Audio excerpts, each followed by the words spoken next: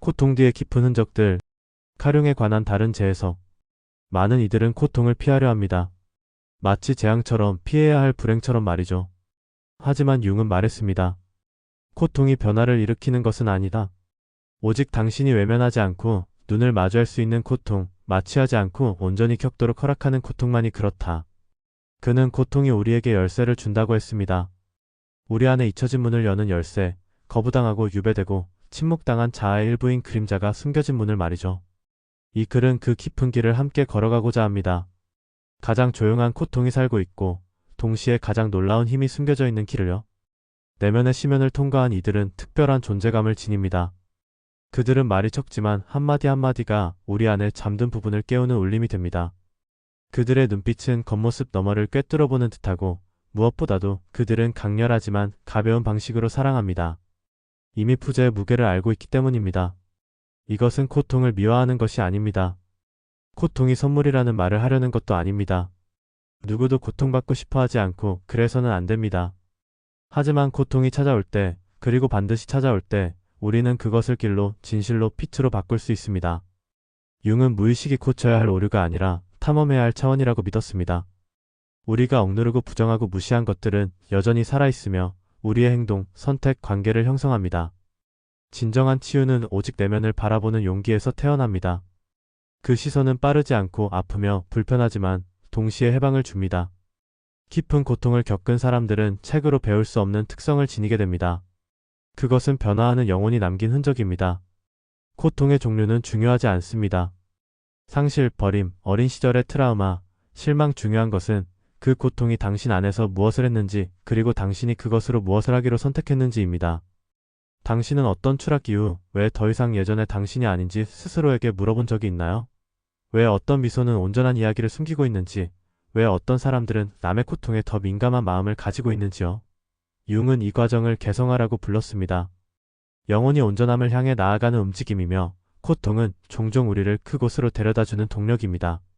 삶이 우리의 논리를 깨뜨릴 때, 우리를 멈추게 하고 결코 듣고 싶지 않았던 것을 듣게 만들 때, 그 강제된 침묵 속에서 우리는 종종 늘 바깥에서 찾던 답을 발견하게 됩니다. 이 글에서는 깊은 고통을 겪은 사람들에게서 종종 나타나는 여러 가지 보이지 않는 흔적에 대해 깊이 탐구해 보려 합니다.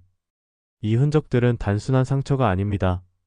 그것은 내면에서 일어난 깊은 변화입니다. 의학적 검사로는 드러나지 않지만 사랑하는 방식, 경청하는 태도, 존재하는 방식에서 분명히 나타납니다. 그것은 어떤 것이 변화되었음을 보여주는 신호이며 고통이 이긴 것이 아니라 더 큰 무언가의 씨앗이 되었음을 말해주는 증거입니다. 어쩌면 당신도 지금 이 변화들 중 일부를 겪고 있을지 모릅니다. 또는 이미 그렇게 살아가고 있는 조용히 내면이 변한 누군가를 알고 있을 수도 있습니다. 그리고 만약 당신이 지금 이 순간 어려운 시기를 겪고 있다면 이 글이 쉬운 해답을 주지는 않을 것입니다. 하지만 당신의 여정에 함께할 동반자가 되어줄 수는 있습니다. 하나의 등불처럼 때때로 우리가 가장 필요로 하는 것은 어둠 속에 혼자 있지 않다는 사실을 아는 것이니까요. 칼 융은 이렇게 말했습니다. 부정하는 것은 당신을 지배하고 당신이 받아들이는 것은 당신을 변화시킨다. 이 문장은 우리가 이 여정을 함께하는 동안 계속해서 되새기게 될 것입니다. 우리는 해결책을 제시하려는 것이 아닙니다. 길을 제시하려는 것입니다. 성찰을 멈춤의 공간을요. 자기인식은 직선이 아니라 나선형으로 이루어집니다. 나선의 한 바퀴가 당신을 더 깊이 이끌고 동시에 더 높이 데려다 줍니다. 깊이 숨을 들이쉬고 천천히 내쉬어 보세요. 당신 안에서 울리는 진동을 느껴보세요. 어쩌면 이 도입부만으로도 당신이 이름 붙일 수 없는 무언가가 건드려졌을지도 모릅니다. 오래된 고통이 떠올랐을 수도 있고 혹은 그냥 계속 듣고 싶다는 느낌일 수도 있습니다. 어떤 감정이든 그것은 유효하며 당신만의 변화의 시작점이 될 수 있습니다. 고통이 남긴 여러 가지 깊은 흔적. 고통이 영혼을 관통할 때 흔적을 남깁니다. 반드시 몸에 남는 것은 아니지만 사람이 삶을 바라보는 방식, 타인과 자신을 대하는 방식의 변화를 가져옵니다. 융은 고통이 우리의 상처를 드러낼 뿐만 아니라 우리가 부정해온 면모들, 그가 그림자라고 부른 것들을 적나라하게 드러낸다고 보았습니다. 깊은 고통을 겪은 많은 사람들이 자신도 모르게 영적, 심리적 변화의 흔적을 지닌 채 살아가게 되는 것입니다. 1. 그림자의 인식 회피가 아닌 직면의 용기. 고통이 남기는 첫 번째 깊은 흔적은 그림자의 인식입니다. 그림자란 우리가 두려움, 수치심 혹은 편의를 위해 억눌러온 모든 것입니다. 감정, 충동, 트라우마, 욕망, 의식은 그것들과 마주하는 것을 피하려 합니다. 하지만 융에게 있어 그림자를 통합하는 것은 인간 성장에서 가장 본질적인 과정 중 하나였습니다. 크나큰 고통을 겪은 사람들은 결국 그림자와 마주하게 됩니다. 그리고 그 만남 속에서 무언가가 변합니다. 그들은 더 이상 자신의 진실에서 도망치지 않습니다. 분노, 질투, 슬픔, 통제 욕구, 열등감 같은 감정들이 모두 어떤 메시지를 담고 있다는 것을 깨닫기 시작합니다. 그것들은 제거해야 할 오류가 아니라 귀 기울여야 할 신호입니다. 이 과정을 통해 그들은 드문 자유를 얻게 됩니다. 바로 무시했던 것들에 지배당하지 않게 되는 자유입니다. 더 깊은 공감 능력의 탄생, 말없는 위로의 힘. 두 번째 흔적은 더 깊은 공감 능력의 탄생입니다. 내면의 어둠을 경험한 사람은 타인의 눈빛 속 공허함을 알아보게 됩니다. 동정이 아니라 동일시로부터 오는 인식입니다. 고통을 겪은 사람들은 감정의 안테나처럼 심장이 민감해지며 다른 방식으로 듣고 다른 방식으로 만지고 준비된 말이 아닌 존재 자체로 위로를 건넵니다. 그들은 경험으로 압니다. 가장 치유되는 것은 조언이 아니라 말없는 따뜻한 침묵이라는 것을. 이런 공감은 재능이 아닙니다. 그것은 획득한 것입니다. 아무도 나를 이해하지 못한다고 느끼는 순간에서 비롯됩니다. 그럼에도 불구하고 살아남는 순간에서 그들은 자신에게 가장 부족했던 것을 타인에게 줄 수 있음을 배웁니다. 그것은 사랑의 가장 순수한 형태 중 하나입니다. 3. 깊은 자기 성찰의 능력, 진실을 향한 정직한 거울. 세 번째 흔적은 깊은 자기 성찰의 능력입니다. 고통은 멈추게 만듭니다. 내면을 바라보게 합니다. 고통을 겪는 사람은 내면의 침묵으로 밀려 들어가게 되고 그곳에서 이전엔 묻지 않았던 질문들과 마주합니다. 왜 이런 일이 내게 일어난 걸까? 이 고통은 무슨 의미일까? 내가 잃어버린 것 없이 나는 누구일까? 이 질문들은 쉽지 않지만 길을 엽니다. 환상을 벗겨냅니다.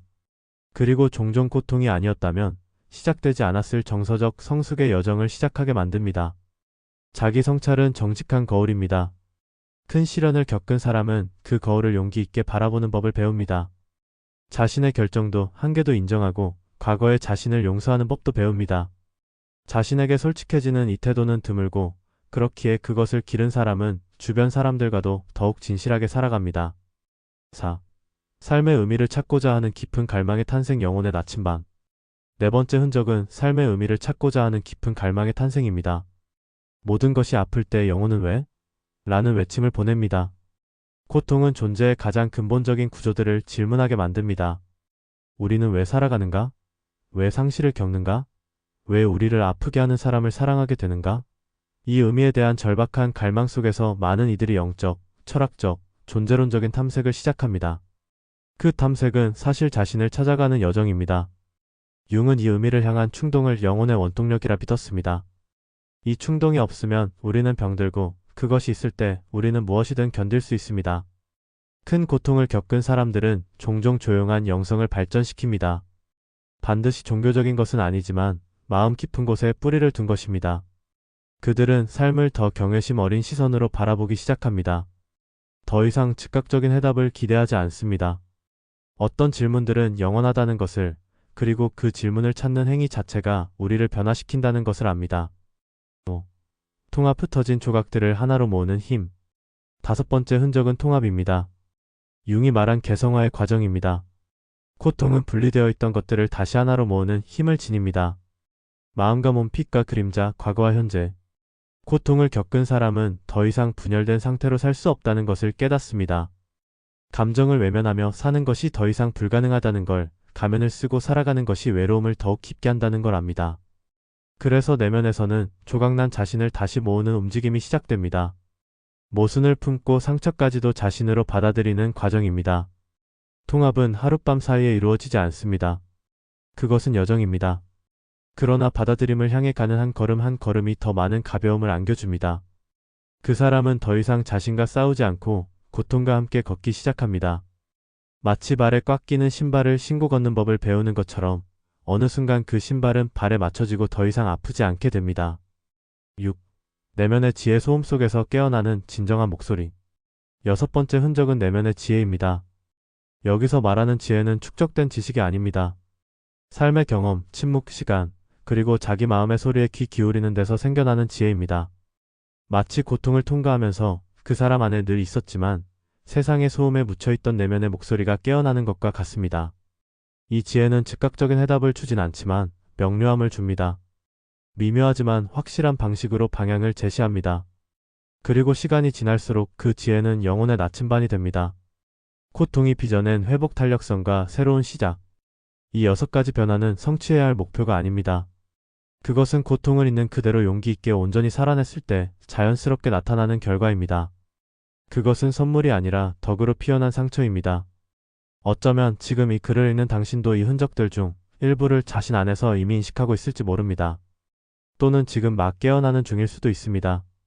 그래서 고통에서 도망치는 대신 어쩌면 지금 당신이 받을 초대는 이것일지도 모릅니다. 멈추세요. 들으세요. 고통이 말을 걸게 허락하세요.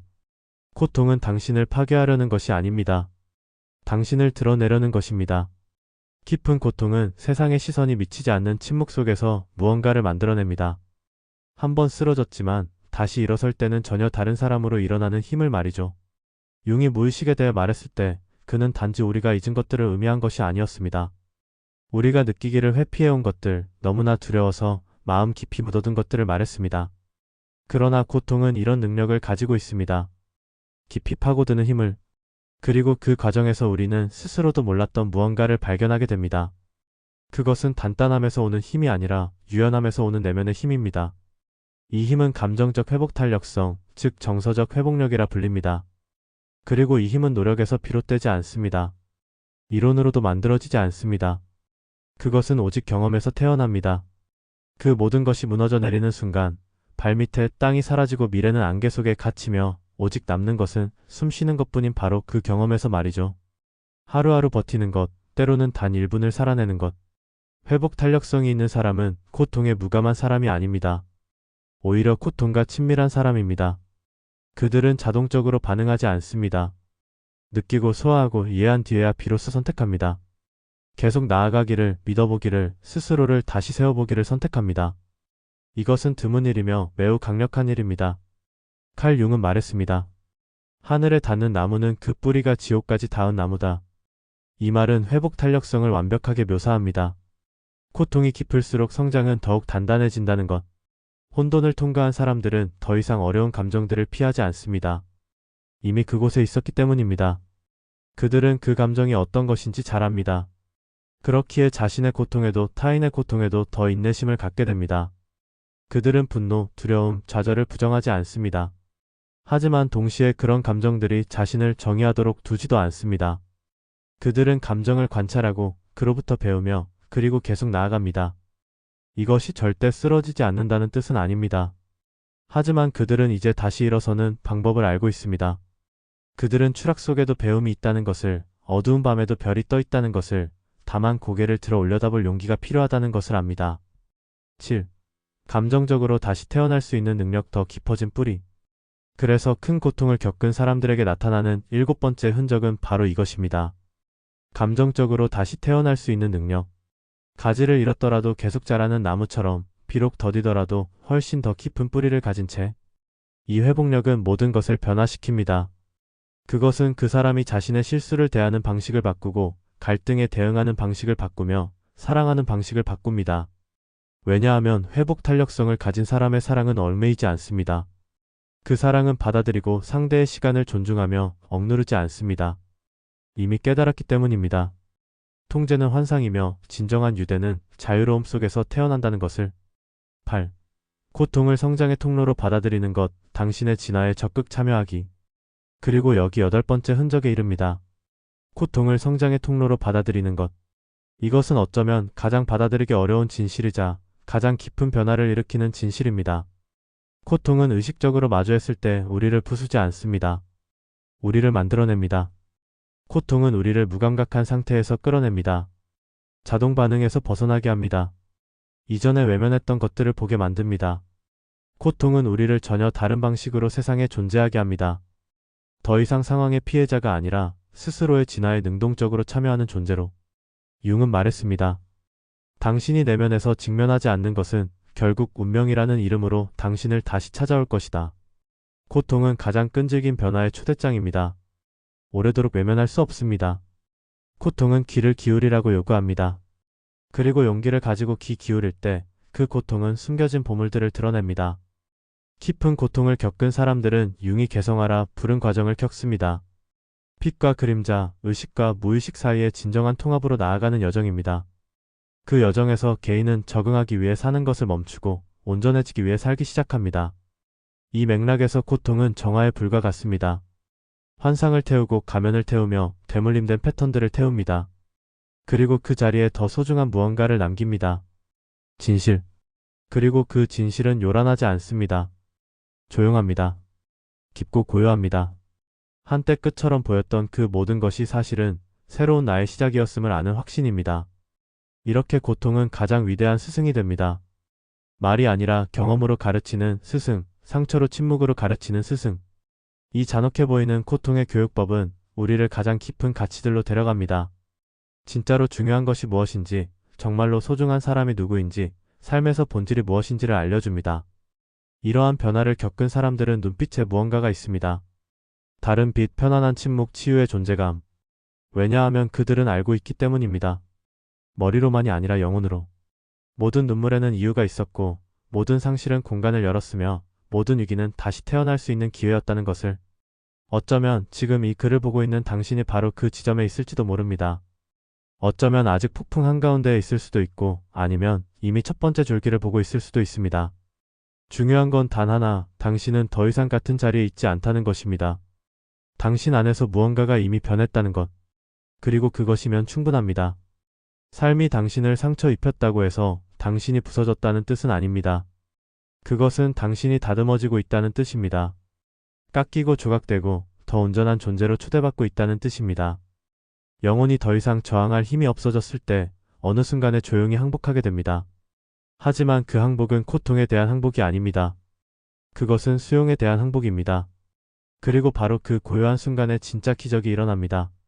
자기 존재의 가치와의 재연결점. 수많은 상실, 수많은 혼란, 수많은 어두운 날들을 지나 마침내 사람은 깨닫습니다. 내가 살아남았다는 것을.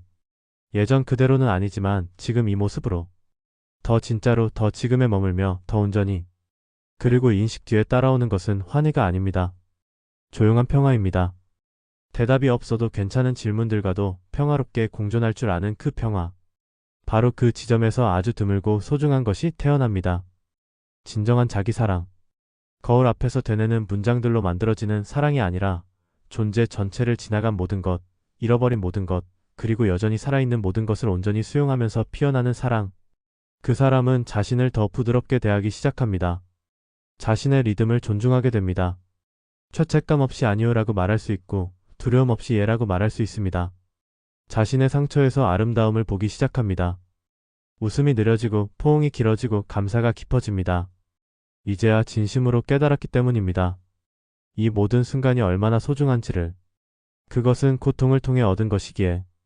그리고 이 새로운 존재의 상태에서 한 가지 놀라운 일이 벌어집니다. 삶이 전혀 다른 방식으로 반응하기 시작합니다. 마치 우주가 이 새로운 진동을 알아보고 말하듯이 이제 당신은 당신의 것을 받을 준비가 되었군요. 더 가벼운 관계들이 나타납니다. 예전엔 닿을 수 없을 것 같던 기회들이 다가옵니다. 직관이 선명해지고 선택이 더 진실하게 흐릅니다. 겉모습이 전부 변해서가 아니라 내면의 어떤 신성한 것이 제자리를 찾았기 때문입니다. 이것이 내면 여정의 정점입니다. 고통이 더 이상 무거운 기억이 아니라 지혜의 원천이 되는 순간. 그리고 당신은 그제야 깨닫게 됩니다. 당신을 무너뜨린 것은 끝이 아니었습니다. 그 끝이야말로 당신이 누구인지 보여준 시작이었습니다. 만약 이 글을 끝까지 읽으셨다면 꼭 전하고 싶은 말이 있습니다. 당신은 생각보다 훨씬 가까이 와 있습니다. 당신이 겪은 고통은 결코 헛되지 않았습니다. 그것은 지금 당신을 마침내 의미 있는 삶을 향해 빚어가고 있습니다. 당신은 이 새로운 자기 자신을 누릴 자격이 있습니다. 그리고 그 새로운 당신은 바로 지금 태어나고 있습니다. 이제 당신은 압니다. 고통은 용기 있게 받아들일 때 끝이 아닙니다. 시작입니다. 그것은 영혼이 보내는 가장 깊은 부름입니다. 더 이상 자신에게서 도망치지 말고 진짜 자신을 기억하라는 부름. 당신은 예전의 모습으로 돌아갈 필요가 없습니다. 사실 그건 당신의 고통을 가장 헛되게 만드는 길일 것입니다. 왜냐하면 고통은 당신을 파괴하려고 온 것이 아닙니다. 환상을 벗기기 위해, 기대에서 자유롭게 하기 위해, 당신의 가장 순수한 본질과 다시 연결되기 위해 온 것입니다. 어쩌면 이 글을 읽는 동안 당신 안에서 무언가가 깨어나는 것을 느꼈을지도 모릅니다. 오래된 상처를 떠올렸을 수도 있고, 잊고 있던 힘이나 포기했던 꿈을 기억했을 수도 있습니다. 그것은 당신의 영혼이 살아있다는 신호입니다. 깨어있다는 신호. 그리고 이제 제대로 다시 시작할 준비가 되었다는 신호입니다. 지금 이 순간과 함께, 의식과 함께, 그리고 사랑과 함께. 칼 융은 우리에게 가르쳐 주었습니다. 자기인식의 여정은 결국 귀환의 여정이라고. 과거로 돌아가는 것이 아니라 진실로 돌아가는 여정. 그 진실은 언제나 당신 안에 있었습니다. 사라진 적이 없습니다. 당신의 마음을 가장 깊이 울린 것은 무엇이었나요? 당신의 이야기는 오늘 누군가에게 필요한 치유의 숨결이 될 수 있습니다. 마음에 드셨다면 좋아요와 구독 부탁드립니다. 다음 영상 제작에 큰 도움이 됩니다. 감사합니다.